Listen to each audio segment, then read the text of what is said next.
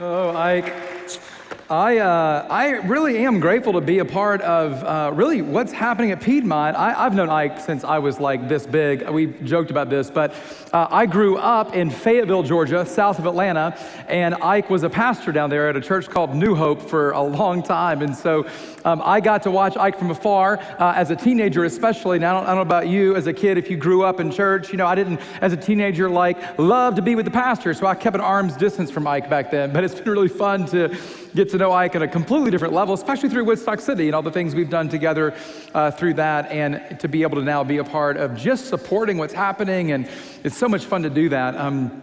Let me ask you a quick question. Have you ever had well, you have, but can you think of one, like a catalytic moment in your life, like something that happened that either completely changed the trajectory of your life, or it shifted the way you think, or just allowed you to pursue a new direction? We've all had those moments. You've probably had lots of those moments, right? Maybe it was a relationship or maybe getting married, or having a child, or something that maybe wasn't even as fun, or maybe that was really sad for you. We all have those moments. One of the first ones I can really remember in my life, it happened when I was 15. Now, I'm gonna back up a year before. You wouldn't know this to look at me, but I love basketball. I don't have the body type for it, which is why I'm a pastor, not an NBA player, but I love basketball. And as a kid growing up, I would just play basketball literally all day. I mean, all day. Wake up in the morning, dribbling around the house, my mom's yelling, quit, breaking stuff. Had a basketball goal in my room, little hoop, mini hoop. Outside, I'm shooting all day, going down to the school, playing with friends until dark. I mean, that was basically my life. It was basketball, and girls occasionally, but more basketball than girls for obvious reasons. So, it's because of how I look. So I loved basketball, played it so much. In ninth grade, I was so excited to maybe be a part of a high school basketball team. I mentioned I grew up in Fayetteville, but earlier in my life, I was born and kind of more raised in Riverdale, south of Atlanta, about 20 minutes south of the airport. And I was going to a high school in ninth grade called North Clayton High School. North Clayton High School had won multiple state championships in basketball. I mean, it's a basketball school. And I'm thinking, if I can play basketball at a basketball school, that would be quite an accomplishment. So in ninth grade, tried out for the JV basketball team, and I made the team. I was so excited. I got the uniform, got the warm-ups. Now, I didn't get to play much. I practiced real hard, but I'm a ninth grader on a JV team with all of these giant 10th graders that are way better, way bigger, way stronger. But I was on the team. If you know anything about basketball, you'll appreciate my role on the team. I was the designated fouler at the end of the game. If you know anything about basketball, you gotta stop the clock to try to catch up. So the coach would always yell at the end of the bench, Adams! I was always at the very end because I knew I wasn't gonna play. I'd run down and check in, and my entire job was to chase people around the other team and hit them so they would call a foul and stop the clock. I was real good at it. That was my job. I was really excited heading into 10th grade, because I thought I was so good at the chasing and hitting people job, maybe now that I'm in 10th grade, I can dribble and shoot a little bit. That would be really fun. Been working really hard in the off season. And then my parents told me that summer that we were gonna move. So we moved from Riverdale to a different county, to Fayetteville, Fayette County. I enrolled at Fayette County High School. I walk into high school the first day, I'm already thinking as a 10th grader about that JV basketball team, maybe even the varsity basketball team. And I'll tell you why. I walk into Fayette County High School, I'm looking around, I'm like, I don't see a lot of 6'11" people here. These people look like golf people, not basketball people. I think I'm gonna be okay. I might even start on the varsity team at Fayette County High School. So tryouts come along, I sign up. I'm probably the first guy to sign up. I am really excited. Go to tryouts the first night, meet the coach. The coach is Coach Flynn. He's a former NBA player. I think he was on a practice squad, but who cares? I mean, he was on the Clippers. And I'm thinking, this is gonna be incredible. He's gonna coach me to the top. I might even get to play in college because of this guy. He's gonna be so good, because obviously I'm gonna be on the team, probably the varsity team. So Coach Flynn starts the tryouts. It's all the students, right? 9th grade through 12th grade. If you've ever tried out for a high school sports team, especially something like basketball, you know how this works. The first 3 days, there's no basketballs. It's just running and vomiting. That's the first 3 days of tryouts. In fact, we would run until at least 3 people threw up, and I remember encouraging my friends, stick your finger in your mouth, do something, we're all tired. Made it through the first 3 days. A few people got cut because they couldn't run, I'm pretty excited because now the basketballs are coming out. That fourth night of tryouts, we ran a lot of scrimmages, we ran a lot of drills. Fifth night we came back, it was gonna be the last night of tryouts. We'd already whittled the list down and we got to do some really fun things that night. Fifth night of tryouts, we're having even a shooting contest, and I had gotten pretty good at that. There was a senior at the school who was like incredible, like all state. He had some Division I offers, and he was kind of a big deal. He and I started shooting 3-pointers. Well, the whole team started, but they all missed quickly. And the goal was to see how many could you make in a row. Eventually, it comes down to me and this one other guy, this senior in high school. And of course, they don't even know who I am. I'm brand new to the school. We start shooting. He makes a fifth one, I made a fifth one. He makes a sixth one, I made a sixth one. The whole rest of the team, they're all out. They're all now just cheering for him because I'm new, I get it. I'm a little bit of the enemy, I'm the underdog, but I appreciated that role. We get to 10, he makes it, I make it. 11, 12 3-pointers in a row. And then he made his 13th and I shot my 13th and I thought it was gonna go in. In fact, I even turned around a little bit like Steph Curry before we even knew who that was. It didn't go in. They all started cheering and I thought, oh, that must have gone in because they wouldn't cheer for me. But I thought 12 in a row? I mean, none of these other, knuckleheads made 5. I made 12. I know he made 13, but that's gonna count for something, right? The next day at school, Monday morning, I go look at the list. My name's on the list, pretty pumped, made the cut. I go to practice that night, and the coach says, hey, I just found out that we have a couple of more people that didn't get a chance to try out because the football team had been in the region playoffs. And so there's like 2 or 3 guys coming. We're just gonna make one more cut, no big deal. We may keep all of you, but we probably have to cut maybe one. You probably know where this is going. I'm real nervous that night, I've made it this far, and I've done pretty well. That last tryout night, never forget it. We actually went to the middle school, Fayette County Middle School. I could tell you exactly what the gym looked like on the inside. I can tell you the exact spot on the floor where I came down on a fast break, dribbled it off my foot, and it hit the coach in the face. Not a good moment. I can tell you the exact moment in that tryout on that night that I came down and threw a no-look pass thinking it was gonna look really good, but the guy wasn't looking either. It hit him in the face. 2 face hits in one night. I remember shooting and not feeling as good. I didn't have the rhythm, Some nights are just like that, you just don't have it. And that was that night. I went home and I was so devastated, but really hopeful because I had made 12 3-pointers a few days ago. I mean, I had performed pretty well. I go to school that next morning, get there early because I'm nervous and excited. And you've done this, right? You go to the coach's door, that's where he posts the cuts. And I look at the list of all the players who have made it, and I look through it, and my name isn't on it. And I look through it again and again, By the 5th time, I'm like, yeah, my name isn't on the list. I'm so devastated. I knock on the door. Coach Flynn, he's actually in his office. He was like, hey, come in. So I walk in, and he knows why I'm there, He's like, Gavin, thanks for coming in. I said, hey, coach, I got to be honest. I felt like I did a great job. I felt like I actually did better than half of the people on this list. No naming names, but most of the half, you know who they are. I know they are. Let's just be honest. I'm better than half of them. How in the world, did this happen? I know I had one night, and I'm really apologize about the broke nose. I'm sorry, but it was in one moment. Did you remember the 12 3-pointers? Did you remember that, And here's what he told me.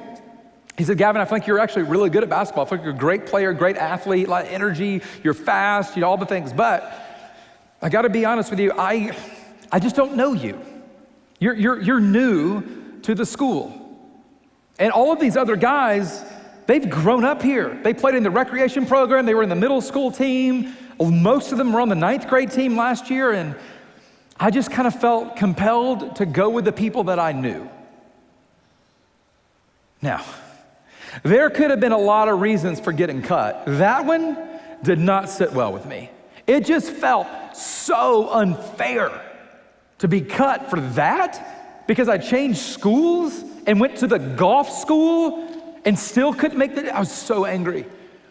I signed up for the recreation program in the community, Golly, I was so angry. I averaged almost 30 points a game, angry the whole time. At the end of every recreation game, the opposing coach would come over to me He would say, hey, why are you not playing for the high school? And I every time would look back and go, I don't know, you should ask Coach Flynn that question. It's a good question. I mean, I was so angry, so frustrated. I began to process through all that stuff, And as that anger grew and as that anger kind of manifested in me, I made kind of a commitment. I didn't know I was making a commitment, but I did. And my commitment was that that's never gonna happen again. I refuse to put myself in a position to lose ever again. I'm just not gonna do it. I'm not gonna lose. No matter what happens, I'm not losing. If there's a chance to do something and I can't win, I'm not gonna do it. You wanna talk about fear of failure, I'm not gonna do it. If we're gonna play tennis, I'm only gonna play against people who I think I can probably beat. And if I don't beat, I'm probably gonna need a new racket because that one's gonna be cracked when I slam it into the ground. No kidding. I mean, you talk about becoming competitive, avoiding things that you might not be great at. It's so silly. As an adult, I had never been paddleboarding and I wanted to go paddleboarding. We're on the Gulf in 30A. I mean, beautiful emerald water, pretty calm, like a lake. And I didn't go paddleboarding. And my wife was like, well, why don't you get a paddleboard? I'm like, it costs too much money to rent it. The real reason I didn't go paddleboarding was because I didn't want to lose at paddleboarding. Now, let me just quickly, how do you lose at paddleboarding? No one's keeping score. No one's even paying attention. But I was paying attention. I wasn't sure I could be the best paddleboarder. I didn't want to do it. That emotion lived with me for a long time. My counselor calls it an internal vow. Have you ever heard that phrase, an internal vow? An internal vow is a promise that we make to ourselves. And from the age of 15 to 40, 25 years, I've lived out of this internal vow of anger and determination and competition. And I got a lot done. I mean, you can get a lot done when you're angry. In fact, you can even in the marketplace get promoted for being that competitive. I got several degrees, was able to get married, had some children. But the whole time, something in me wasn't really working right. The whole time, there was this just frustration, this bubbling below the surface anger. There was something happening. It was that internal vow. And it was an internal vow that I made when I was 15, and now I'm 30, 35, 40, and it's still with me. That's one of the most unfortunate things about our past, isn't it? In fact, that's what I want to talk about today. I want to talk about how do we deal with the things in our past, a specific kind of thing in our past. Now, talking about our past, never fun. We never want to talk about our past. Totally get it, okay? Don't leave, that'd be weird. I can see you if you do it, But dealing with our past is important. Because if you don't deal with your past, it actually never is in your past. Have you thought about that before? Like if your past is affecting your present, it's not really in your past. If your past is affecting you today, it's not your past. It's your present. And guess what? It's gonna remain with you into your future. And I don't think you want that. And I know for a fact that your loving Heavenly Father doesn't want that for you either. What I want to do is look at this story from the life of Jesus that I think gives us the exact solution for dealing with the things in our past. Now, if you are not a Christian, you're not a church person, not a Jesus person, I love that you're here. Maybe you're listening online, listening later. I'm so grateful that you're doing that. I don't know why you're here. Maybe somebody has promised you free lunch, or maybe you'll meet somebody cute. I have no idea, but I'm really glad you're here because you can apply this even if you don't buy into the whole Jesus part yet. You can apply it. It's going to make your life a lot better. But if you are a Jesus follower, we're gonna look at a story you've probably heard before, but there's one subtle moment in the story that is so easy to miss, and I think it might be the secret sauce to moving past our past. Not just living with it, but actually allowing it to be a part of our past, not our present. So the story was written by a guy named John. You may have heard of John. John was one of the disciples. When Jesus was alive and he was in his ministry season, there was this 3 or so years, he had these 12 guys, the 12 disciples. They followed him everywhere, which is really cool because when we read anything from the book of John in our Bible, who was one of those disciples, we're not reading about something he heard about. Like we're reading what he saw. what he experienced, like firsthand account. And so John was with Jesus one day, and there were some friends of Jesus's that were going through a hard time, and they reached out to Jesus. That's where we're gonna pick up the story. John was there and got to experience all of it. So this is in John chapter 11. We added the chapters and verses later, okay? So let me read this to you. You guys can read along on the screens, or if you wanna look it up or have a Bible. John chapter 11. Now a man named Lazarus was sick. He was from Bethany, the village of Mary and her sister Martha. And this was Mary, whose brother Lazarus now lay sick. She was the same one who poured perfume, hold of a story, another sermon, another time, who poured perfume on the Lord and wiped his feet with her hair. So Jesus, he's really good friends with Mary and Martha and Lazarus. I mean, they're like BFF, okay? They're not disciples, but they are really close to him. And Jesus cares for them a lot. And Mary and Martha know that. So they send word to Jesus. Verse 3, so the sisters sent word to Jesus, Lord, the one you love is sick. I love it. Like, she didn't say Lazarus. She says the one you love, one of your favorites, one of your best friends. He's sick. Now, why would you tell Jesus that? They don't know who he is yet, right? They're suspecting, though. They're watching him closely. I mean, he's performing miracles. He's turning water into wine. He's being invited to all the new parties, right? I mean, he feeds 15,000 people with a little kid's sack lunch. I mean, he has done some dramatic things. And Mary and Martha are watching this. They know at a minimum he's a rabbi.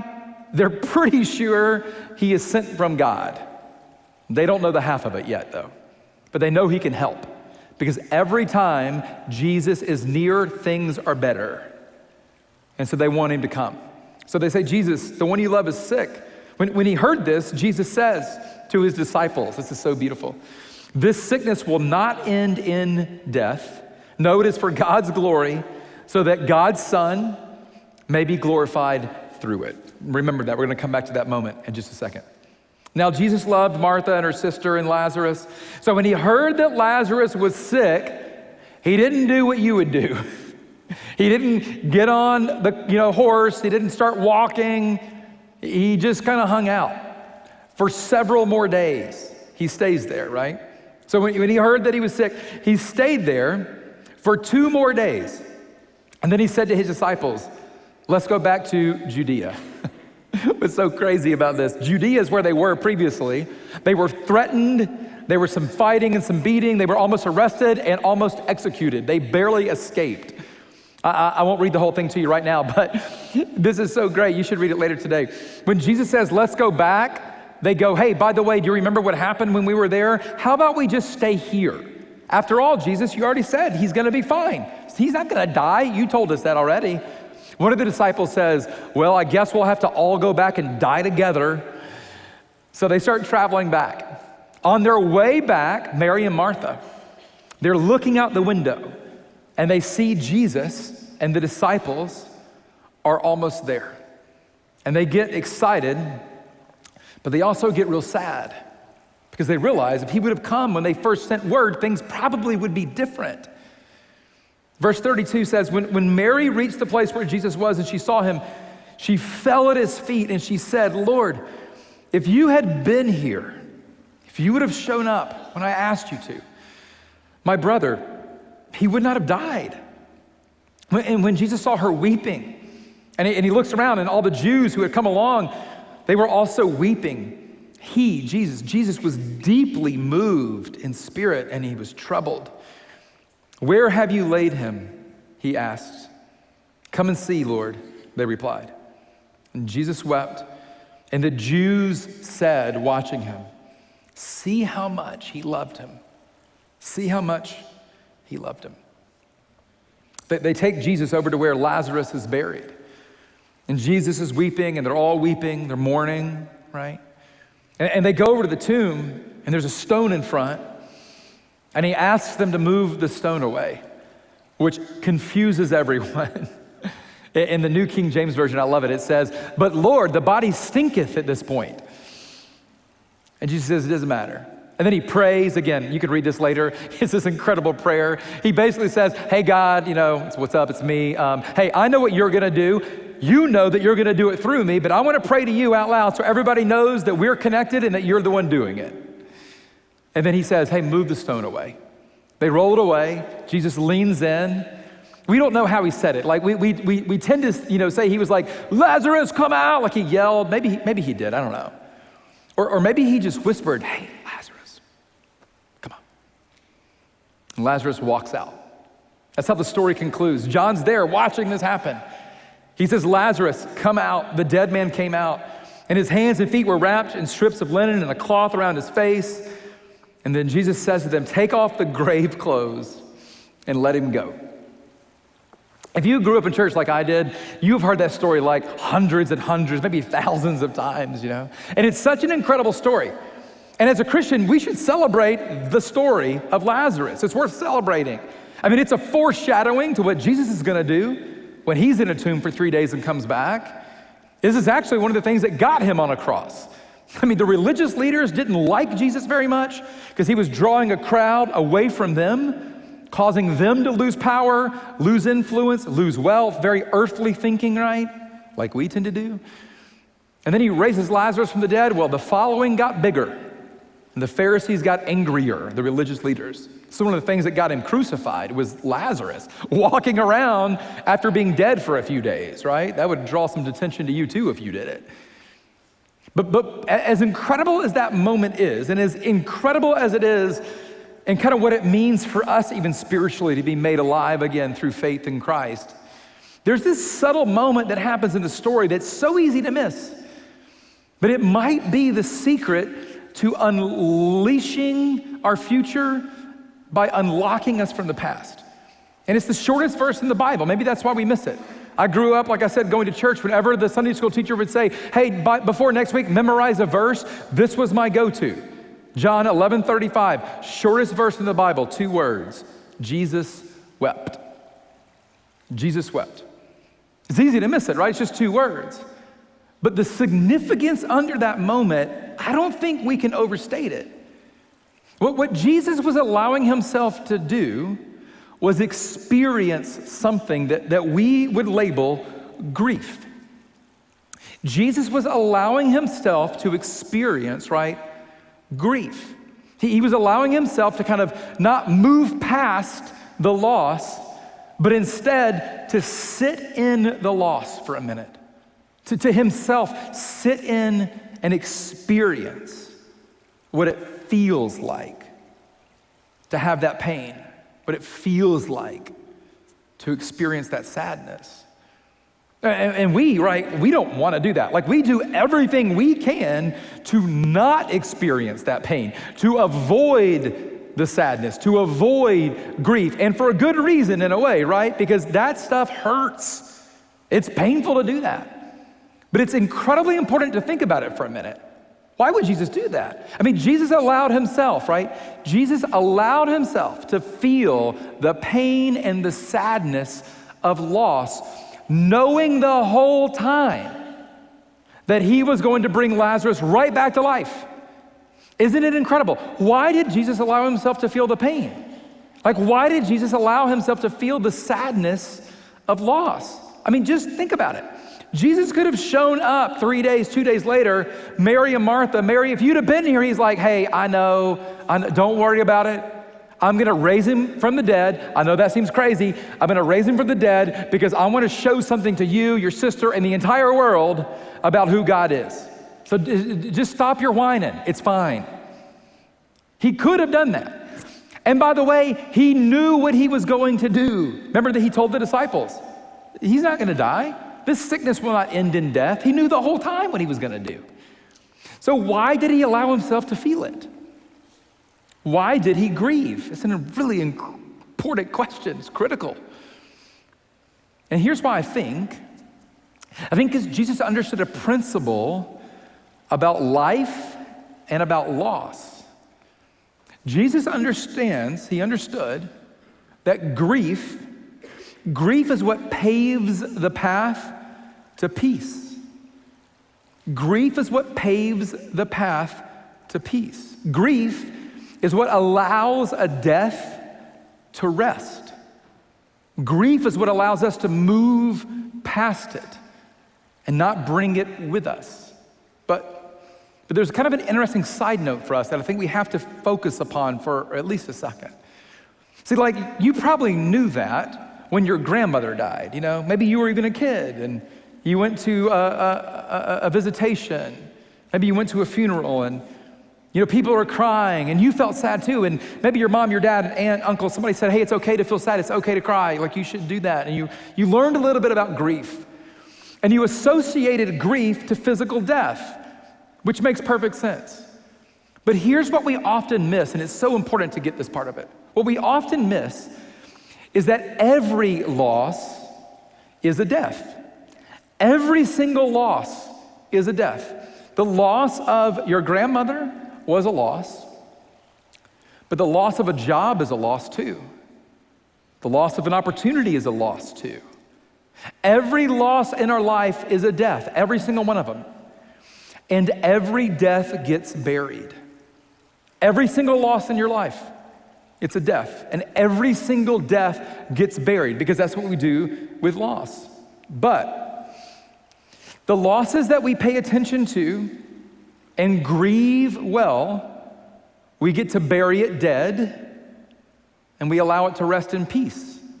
Every time we experience a loss of any kind, and we recognize it's a loss, and we allow ourselves to experience the pain and the sadness and grieve the loss, we get to bury it dead. And when you bury something dead, it can rest in peace. But if you experience a loss and don't grieve it, you still bury it. Because we bury every loss, because every loss is a death, and every death gets buried. But ungrieved losses are buried alive. And if The Walking Dead or horror movies have taught us anything, every time we bury something alive, it doesn't stay buried. It always comes back. But when it comes back way angrier, way more upset, and way more disruptive. I bet that you've experienced something like that before. I suspect every single one of us has experienced losses that we didn't know we were supposed to grieve, and a year later, 5 years later, a decade, in my case, 25 years later, it's still with you. And you've learned to live with it. In fact, it's even hard to pinpoint what it is, but you're limping through life with this ungrieved loss, and it's haunting your present. It's affecting your work, your relationships, your marriage, your parenting. It's affecting sports. I mean, it's affecting everything in your life. And you don't even know what it is, but there's something there. Maybe it's that. Maybe it's just this ungrieved loss. And it's not your fault. No one told you to do that. Like, no one told you that you had to grieve losses. No one told you in high school that that's what you're supposed to do. No one told you that. You didn't know. You didn't know that when the pandemic came and so much was lost that you were supposed to grieve that. You just tried to accept it. You just tried to move forward with it. I mean, just take 2020 for a minute. How much was lost in your life in 2020? Some of it was probably significant. You know, maybe you lost a career. Maybe you lost a house. You lost a 401k. I don't know.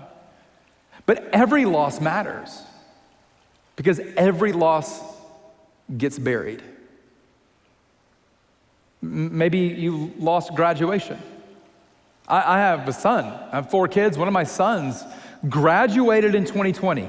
When he was little, we used to think, how fun is it gonna be to be the class of 2020? That's the worst class to be in, the class of 2020. There was no graduation. No one walked across the stage. No one got cheered and celebrated. And then he went to Auburn. Don't hold me towards that. He just chose it. Doesn't matter to me. And he went to Auburn. Your college experience, some of the best 4 years of your life, if you make good decisions, by the way, some of the best years of your life, and his entire year was basically spent in a dorm room with online class. Oh, and by the way, he tested positive for COVID on his birthday and spent 2 weeks in the COVID dorm. That was fun. I mean, what an incredible loss. How easy would it be to move on from that? And just go, I know it just happened, I'm just gonna keep going. How easy is that? How many of your children lost dance recitals? Summer camp. Those are losses. And it's easy to minimize that, right? It's easy to go, it's just summer camp. Next summer you'll get to go again. It's not a big deal. It's a huge deal. It's a huge deal because it's a loss. The reason I can tell you that is because something happened to me at 15 that shouldn't have been that big of a deal at 40. It's easy to look back as a 40-year-old and go, it's basketball, who cares? I mean, Gavin, you're barely 5'10", you're not playing in the NBA. Doesn't matter that you made the team or not. At 15, it was everything. And it was a loss. There was something that was taken, a dream died, an opportunity died. And no one told me to grieve it. No one told me what to do with it. So I did what we all do. I avoided the pain, because who wants that? I avoided the sadness, because who wants that? But you can't avoid that stuff and not replace it with anything. So I just replaced it with anger. Replaced it with frustration. I bet you've done that too. I mean, it's not your fault. Nobody told you what to do with it. No one told you that you were supposed to grieve every loss. But if you've lost a relationship, you better grieve it.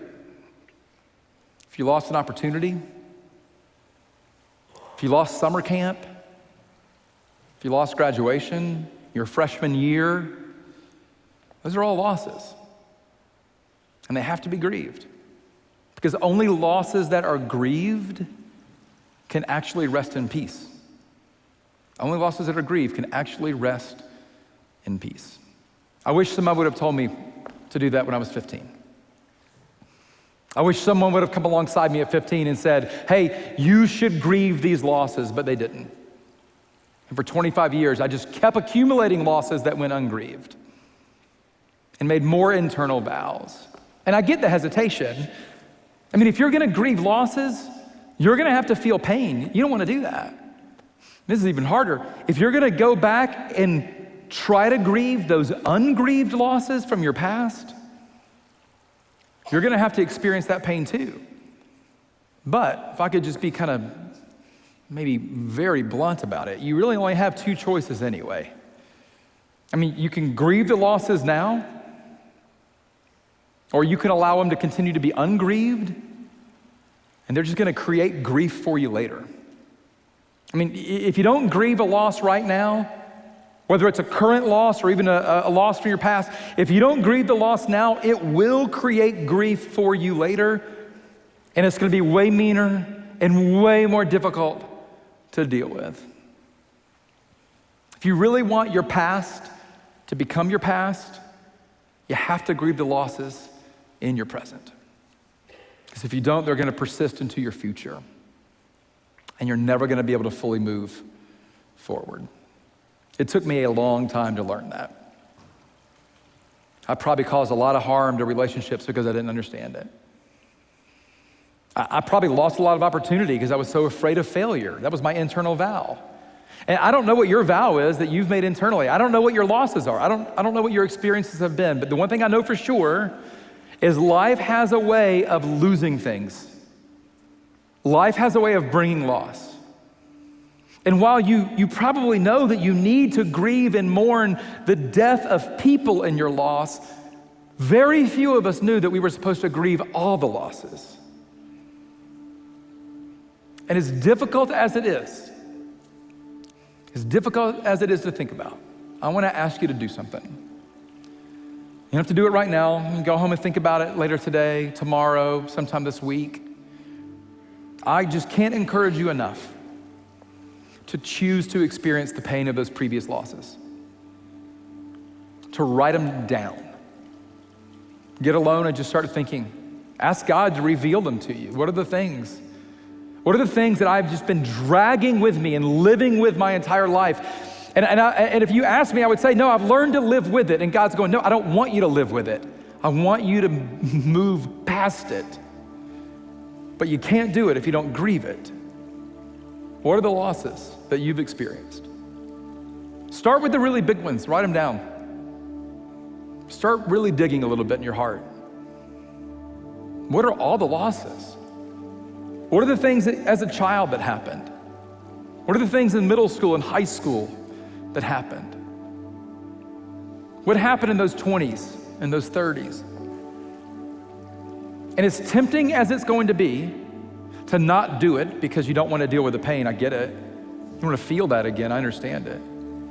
But what if peace is on the other side and grief is the only opportunity or option to get there? If you're a parent, teach this to your kids.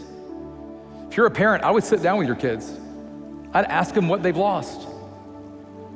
I would ask them how you can help them grieve it. Teach your kids this. If you want healthy adults, they have to figure out how to grieve loss. They can't just move on from it. And don't minimize it.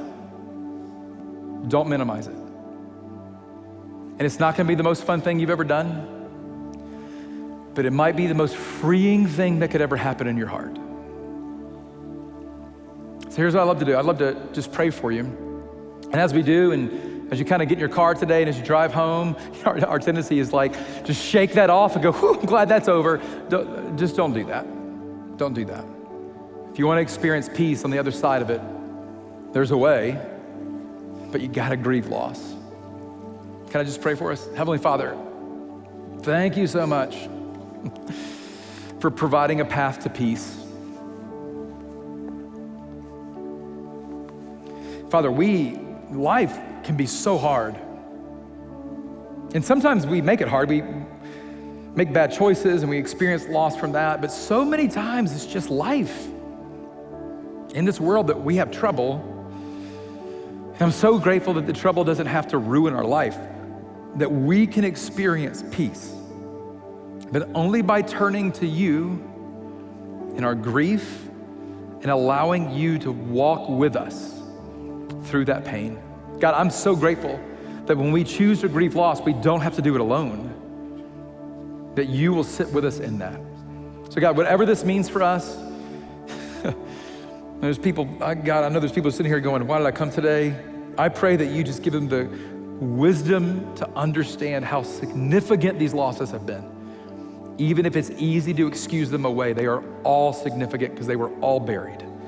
Allow us to have wisdom to know what to do with that and give us the courage to start grieving those things. And teach us how to do that as we move forward in life so that we can stop dragging the past into our future. God, we love you so much. And Jesus, we pray all of this in your name. Amen.